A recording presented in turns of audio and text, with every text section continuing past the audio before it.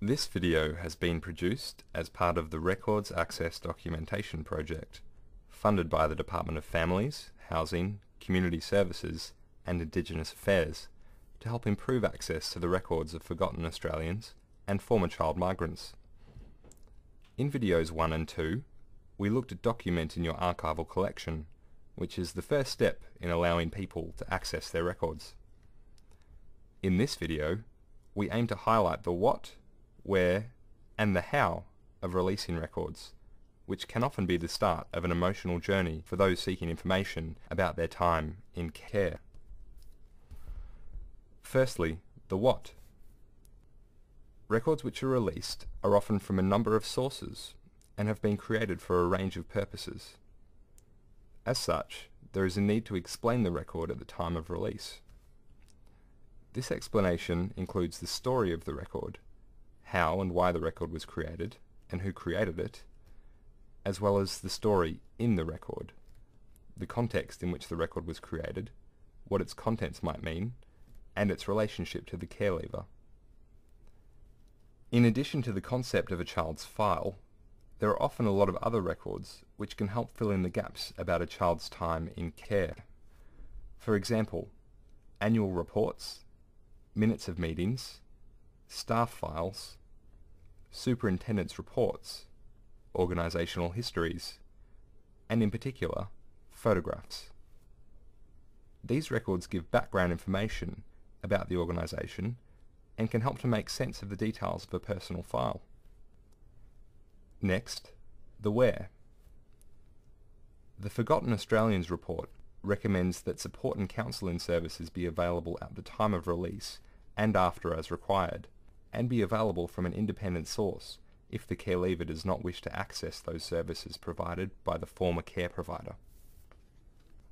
As part of the Find and Connect program, FACSIA has funded a national network of support services to assist care leavers in locating and assessing records. These independent services can help those who are in out-of-home care locate personal records, access personalised support, connect with other support networks, and reconnect with family where possible. Whether people prefer to have records released to them by you or an alternative service, what is important is that they have a say in how the release of records occurs. The process of records release can occur over long periods of time, and the ability to develop and maintain an ongoing relationship is important. And finally, the how.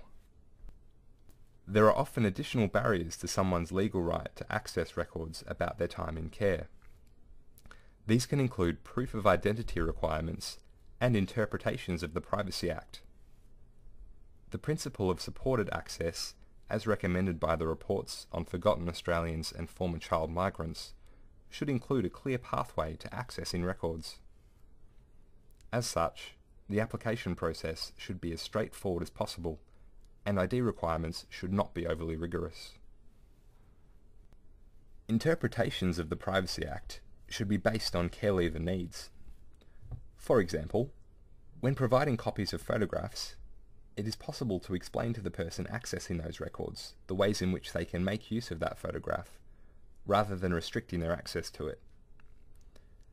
Another model which some organisations choose to adopt is to provide access to all information that a child not in out-of-home care would generally be expected to know.